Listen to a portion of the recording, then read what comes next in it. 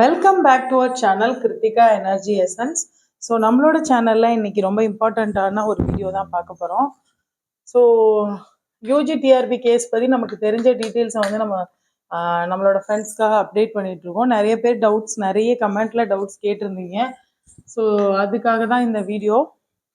So வீடியோக்குள்ளே போகிறதுக்கு முன்னாடி கிருத்திகா எனர்ஜி எசன்ஸை சப்ஸ்கிரைப் பண்ணாத வியூவர்ஸ் சப்ஸ்கிரைப் பண்ணிக்கோங்க. நோட்டிஃபிகேஷன் பெல் ஐக்கானை கிளிக் பண்ணிக்கோங்க. உங்களுக்கு தேவையான போது கரெக்டான ஒரு தகவல் வந்து உங்களுக்கு சேர்றதுக்கு யூஸ்ஃபுல்லாக இருக்கும். ஸோ இன்னைக்கு இந்த வீடியோவில் UGTRB case details. So UGTRB வந்துட்டு நமக்கு ப்ரொவிஷனல் லிஸ்ட் வந்து சில சிவி முடிச்சு ப்ரொவிஷனல் லிஸ்ட்டு ரிலீஸ் ஆகிற நேரத்தில் கோர்ட்டில் இன்டரிம் ஸ்டே ஃபார் 2 வீக்ஸ் கொடுத்துருந்தாங்க. அதில் வந்து நிறைய கேசஸ் வந்து போயிட்டுருக்கு. மதுரை ஹைகோர்ட்டு, சென்னை ஹைகோர்ட்டு, இதில் நிறைய கேசஸ் வந்து போயிட்டுருக்கு. அதில் ஒரு முக்கியமான விஷயம் என்ன அப்படின்னா டெட்டோட அதாவது டீச்சர்ஸ் எலிஜிபிலிட்டி டெஸ்ட் அதோட மார்க்குக்கும் வெயிட்டேஜ் கொடுங்க அப்படின்னு சொல்லி ஒரு கேஸ் கொடுத்துருக்காங்க. ஸோ டெட்டுக்கு இயர் ஆஃப் பாசிங்க்கு வெயிட்டேஜ் கொடுத்துருக்காங்க. கண்டிப்பாக அது எல்லாருக்குமே தெரியும். ஆனால் டெட்டு மார்க்குக்கு வெயிட்டேஜ் கொடுங்க அப்படின்னு சொல்லி ஒரு கேஸ் போட்டிருக்காங்க. ஸோ இந்த கேஸில் வந்து NCD national council for teacher education அவங்களோட அஃபிடவிட்டை தாக்கல் செய்ய சொல்லியிருக்காங்க. ஸோ அவங்களோட பாயிண்ட் என்ன சொல்லியிருக்காங்க அப்படின்னா டெட்டு எலிஜிபிலிட்டி டெஸ்டாக இருந்தாலும் டெட்டை வந்து ஒரு டெட்டோட மார்க்குக்குன்னு நீங்கள் வெயிட்டேஜ் கொடுக்கறது வந்து கவர்மெண்ட்டோட பாலிசி அப்படின்ற மாதிரியான அஃபிடவிட் தான் வந்திருக்கு அப்படின்னு சொல்கிறாங்க. அப்படி இருக்கும்போது நமக்கு டெட்டு மார்க்கு ஆட் ஆகுமா அப்படின்னு நிறைய பேருக்கு இப்போ புதுசாக ஒரு கன்ஃபியூஷன் இருக்குது. டெட்டு மார்க் வந்து இப்போ இதோட டெட்டு மார்க்கையும் நாங்கள் வந்து ஆட் பண்ணுவோம் அப்படின்ற இன்ஃபர்மேஷனோ நோட்டிஃபிகேஷன்லையோ ஸ்பெசிஃபை பண்ணலை. First point. செகண்ட் பாயிண்ட் வந்து different types of question paper and different types of கேப்பில் வந்து நடந்திருக்கு. 2012 எடுத்துக்கிட்டீங்க, அடுத்து 2 எக்ஸாம் நடந்துச்சு. அது உடனடியாக அவங்க வந்து போஸ்டிங் கிடைச்சிச்சு, எந்த கிரிட்டேரியாவும் இல்லாமல். ஸோ எலிஜிபிலிட்டி கிரிட்டேரியா அப்படின்றது தான் சொல்லியிருந்தாங்க. பட் அவங்க கவர்மெண்ட்ல அந்த பாலிசியை வந்து இதை எலிஜிபிலிட்டியில் பாஸ் பண்ணவங்களுக்கு இமீடியட்டாக ஒர்க்கு கொடுங்க அப்படின்ற கவர்மெண்ட்டோட பாலிசி எடுத்தாங்க. ஸோ அதுக்கப்புறம் டெட்டு ரொம்ப நாளாக நடந்துச்சு. வெயிட்டேஜ் குளறுபடிகள் நிறைய ஓடிட்டு இருந்துச்சு. ஸோ இப்போ அவங்க வந்து இந்த எக்ஸாம் அதாவது டெட்டுக்கு அதுக்கப்புறமா நமக்கு யூஜிடிஆர்பி அப்படிங்கிற ஒரு எக்ஸாம் அப்படின்னு ஃபைனல் பண்ணி தான் நமக்கு எக்ஸாம் வச்சுருக்காங்க.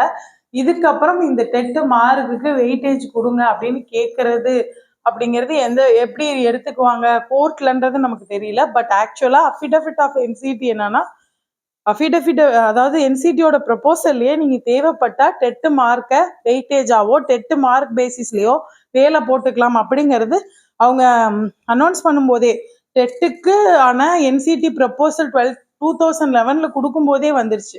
ஸோ அதை வந்து அவங்க மேற்கோள்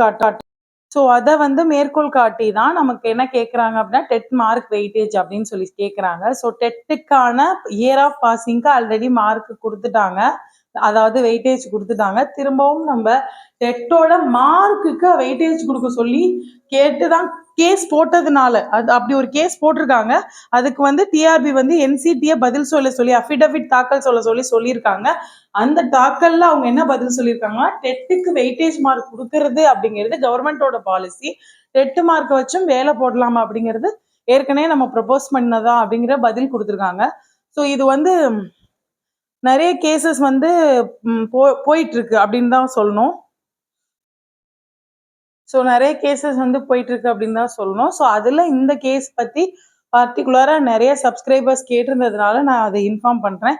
ஸோ இது வந்து யூஜிடிஆர்பியோட ப்ரொவிஷனல் லிஸ்ட்டையோ இல்லை டெட்டு மார்க்குக்கு வெயிட்டேஜ் கொடுத்து ரிவைஸ் பண்ணுவாங்கன்றதுல அப்படி ஒரு வாய்ப்பு இல்லை என்னோட பாயிண்ட் ஆஃப் வியூவில். ஏன்னா போன தடவை வீடியோவில் வந்துட்டு த ஃபேக்ட் நம்மளோட பாயிண்ட் ஆஃப் வியூன்னு ஒன்று இருக்கும், அதுதான் நான் ஷேர் பண்ணியிருந்தேன்.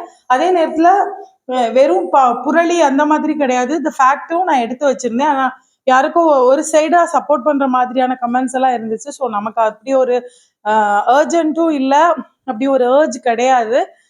நமக்கு தெரிஞ்சதை நிறைய பேர் கன்ஃபியூஸ்டு ஸ்டேட், நம்ம அந்த கன்ஃபியூஸ்டு ஸ்டேட்டஸ் கிராஸ் பண்ணி வந்திருக்கோம். நிறைய எக்ஸாம் எழுதியிருக்கோம், வெயிட் பண்ணியிருக்கோம். அந்த வெயிட் பண்ண பீரியட் எப்படி இருக்கும்ன்றது தெரியும். ஸோ அப்படின்றதுனால தான் இதை என்னோட பாயிண்ட் ஆஃப் வியூவில் டெட்டு அஃபிடவிட் என்சிடியில் வந்து நீங்கள் வெயிட்டேஜ் கொடுக்கறதும் கொடுக்காதும் கவர்மெண்ட் பாலிசின்னு தான் சொல்லியிருக்காங்க, ஸ்டேட் கவர்மெண்ட்டோட பாலிசி. அதனால இதில் சேஞ்சஸ் வர வாய்ப்பு இல்லை, பயப்பட வேண்டாம் அப்படிங்கிறத நான் சொல்லுவேன். ஸோ அதுக்கு மேலே அதில் சேஞ்சஸ் வந்துச்சுன்னா நிறைய காம்ப்ளிகேஷன்ஸ் இருக்குது. திரும்பவும் அதுக்கான கேசஸ் தான் நிறைய வரும். ஒவ்வொரு கொஷின் பேப்பரும் ஒவ்வொரு மாதிரி இருக்குது. ஒவ்வொரு டைம்லையும் ஒவ்வொரு மாதிரியான வெயிட்டேஜ் கொடுத்துருக்காங்க. 82 ஆக்கியிருக்காங்க, 90 இருக்குது. அதுக்கப்புறம் நிறைய இஷ்யூஸ் இருக்குது. அதனால ஸோ என்னை பொறுத்த வரைக்கும் சிவி போயிட்டு வந்தவங்களுக்கு எந்த பாதிப்பும் இருக்காது அப்படிங்கிறது தான் இதோட இது யாருக்கும் சாதகமானதும் இல்லை, பாதகமானதும் இல்லை. ஃபேக்டை நான் சொல்கிறேன். ஸோ எக்ஸாம் வரும்போது அடுத்து பாயிண்ட் ஆஃப் வியூ என்னன்னா, நம்ம நோட்டிஃபிகேஷனில் நம்ம டெட்டு மார்க்குக்கு வெயிட்டேஜ் அப்படின்னு கொடுக்கல. டெட்டோட இயர் ஆஃப் பாசிங்க்கு வெயிட்டேஜ்னு கொடுத்துருந்தாங்க. அதனால நம்ம நிறைய பேர் 2 எக்ஸாம் எழுதினவங்கலாம் ஃபர்ஸ்ட் எக்ஸாமை கொடுத்துருப்பீங்க. இப்போ இம்ப்ரூவ்மெண்ட் எழுதி மார்க் அதிகம் வாங்கியிருப்பீங்க.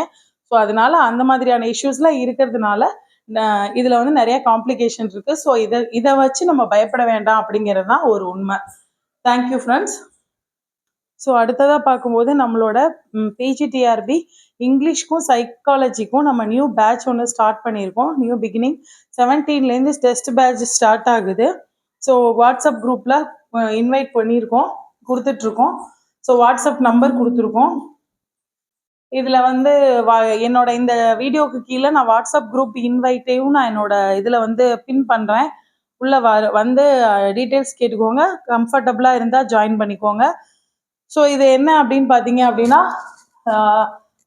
டெய்லி 10 கொஸ்டின்ஸ் ஒரு சப் டாபிக்ஸில் போட்டுட்டு வீக்கெண்டில் ஒரு டெஸ்ட்டு, மந்த் எண்டில் ஒரு டெஸ்ட்டு, நான் ஃபுல் டெஸ்ட்டு இருக்குது, இதெல்லாம் தான் கொடுத்துருக்கேன். ஸோ நம்மளோட ஸ்க்ரீனில் தெரிகிற நம்பர் நியூ டெஸ்ட் பேட்ச் வந்து 17/6/2024 ஸ்டார்ட் பண்ணுறோம், இங்கிலீஷ்க்கும் சைக்காலஜிக்கும். ஸோ என்னோட ஸ்க்ரீனில் தெரிகிற நம்பருக்கு உங்களுக்கு வில்லிங்னஸ் இருந்துச்சுன்னா நீங்கள் வாட்ஸ்அப்பில் காண்டாக்ட் பண்ணுங்கள். என்னோட வீடியோவில் இதை நான் பின் பண்ணுறேன், அதாவது டிஸ்கிரிப்ஷன் பாக்ஸில் போடுறேன். வேணுங்கிறவங்க குரூப்பில் ஆட் ஆகிக்கோங்க. அதுக்கப்புறம் டீட்டெயில்ஸ் கேட்டுக்கோங்க. தேங்க்யூ ஃபார் வாட்சிங். So thank you friends. உங்களோட ஃப்ரெண்ட்ஸ் யாராவது எக்ஸாமுக்கு படிச்சுட்டு இருந்தால் ஷேர் பண்ணுங்கள். பிடிச்சிருந்தா சேனலை சப்ஸ்கிரைப் பண்ணிக்கோங்க, லைக் பண்ணுங்கள், கமெண்ட் பண்ணுங்கள், அண்ட் உங்களோட ஃப்ரெண்ட்ஸுக்கு சஜஸ்ட் பண்ணுங்கள். தேங்க்யூ ஃபார் வாட்சிங். Thank you friends.